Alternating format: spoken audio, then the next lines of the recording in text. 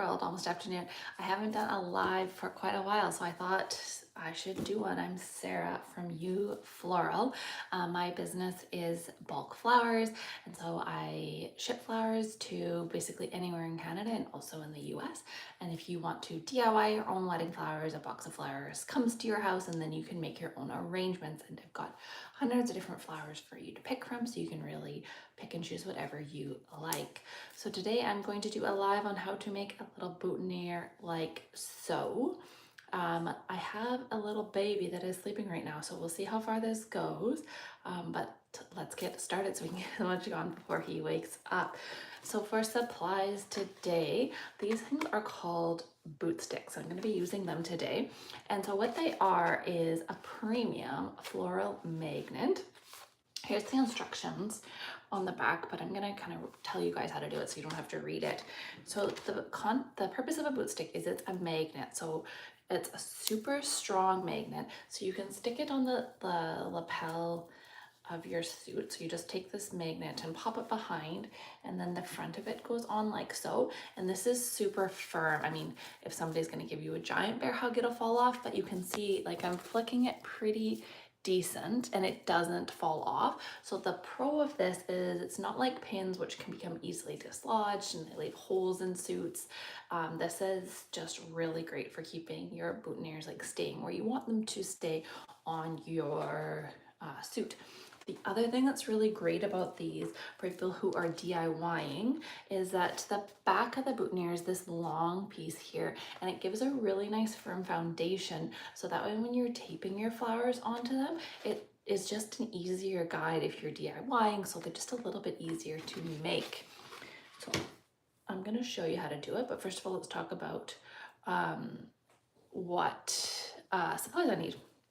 So I've got this floral tape. So the thing about floral tape is it's not sticky until you pull it. So you can see here, when I give it a little tug, it actually stretches. If I pull really hard, it actually rips. And when I pull it, it's got like a wax on it. And so then that wax actually like sticks to itself. And I'll just do it kind of on my finger here. And it forms a pretty good, strong bond to itself. And then when you're using it, you just wrap it around, and every time you put a piece around, you need to pull it. So see how it stretches a little bit, and then that gets it nice and waxy, and so you can put it onto itself and you can layer it. So that's how, good morning. So that's how we're going to attach our flowers onto our boutonniere. So when you pull it, sometimes it gets a little bit of like a shreddy end on it. So sometimes it's nice to just use scissors, because that way your end gets nice and cut like that. So for those of us just joining, I'm showing everybody how to make a boutonniere, and I am using boot sticks. So I made this one here to just give you a little bit of a visual. So this here is Scabiosa. This is my focal flower. So this is like the main showstopper. I really like using spray roses in boutonnieres. I'm not a big a fan of using standard roses because I find they're just a little bit too big for my liking. So spray roses are great. They're also really great because there's multiple blooms per stem. So one stem of spray roses will allow you to get like 3 or 4 boutonnieres out of it, versus if you're doing standard roses, you need 1 rose per boutonniere, which gets expensive. Same with the Scabiosa, like they come 1 flower per stem, so that gets a little bit pricier. So if I'm making boutonnieres and I'm trying to stay budget conscious, I'd be using like flowers that have multiple flowers per stem. So that's spray roses, mini carnations are actually another really good one.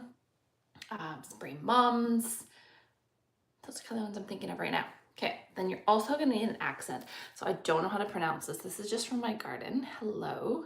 I think it's called Sanguisobia, and I love it because it has this cool little texture, but you can use other things for texture like Hypericum, Orangium, and then I've got a filler flower. So this here is Status.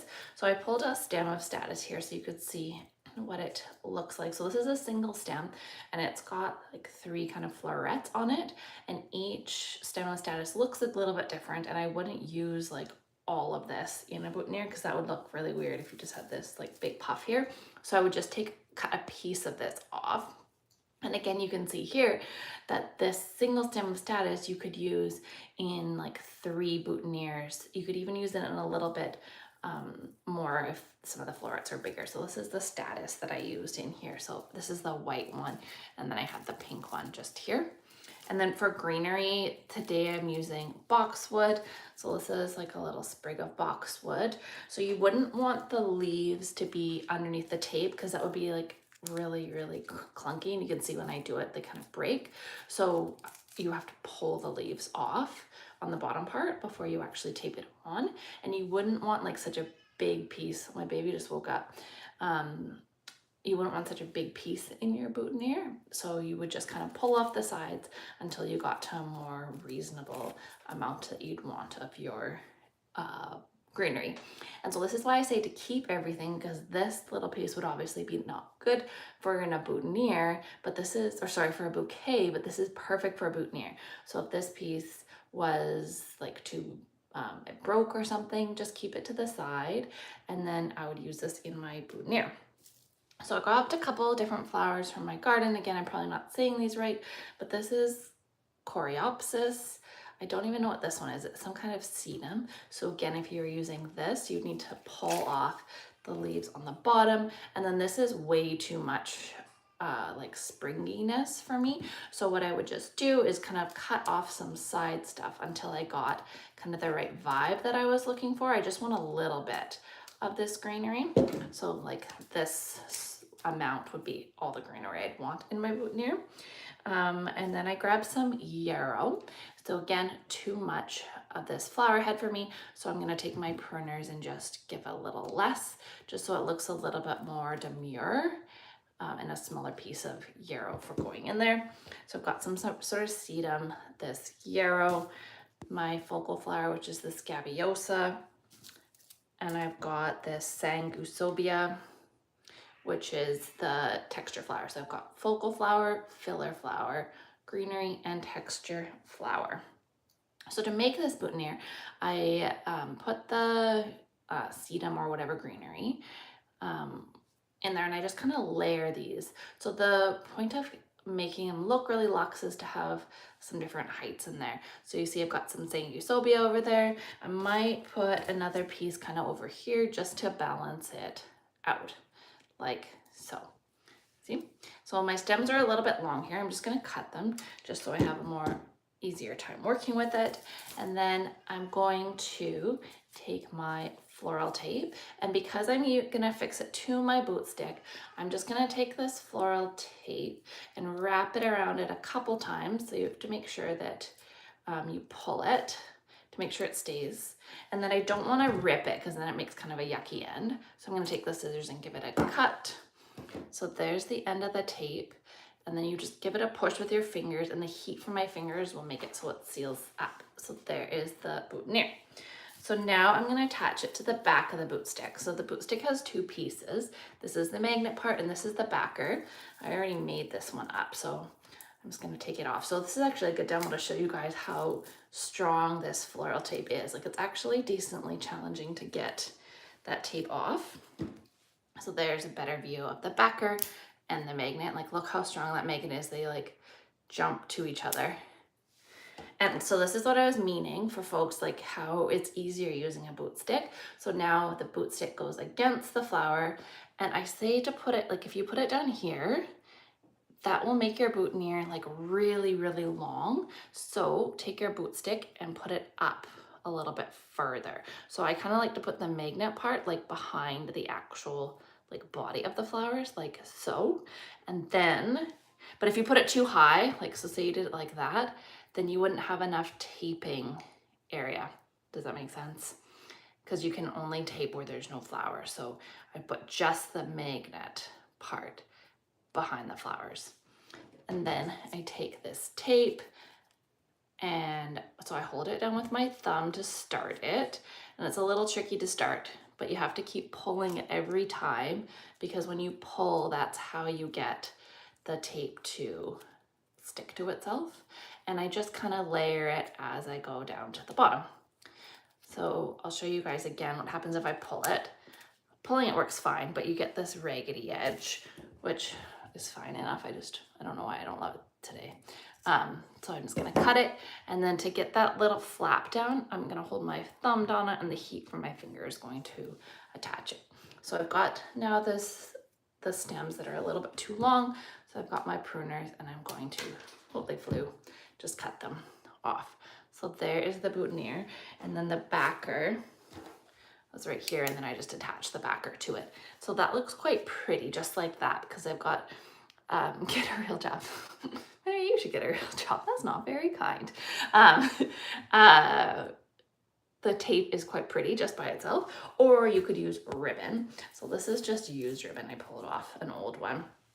But if you wanted to attach the ribbon, you can do it whichever way you want. Like sometimes folks just like to wrap it around twice and then just do a little knot like this and like have that as the design on it. I didn't do it super well, I just did it fast, and then you just cut the sides. Or another way, oh, you're sorry.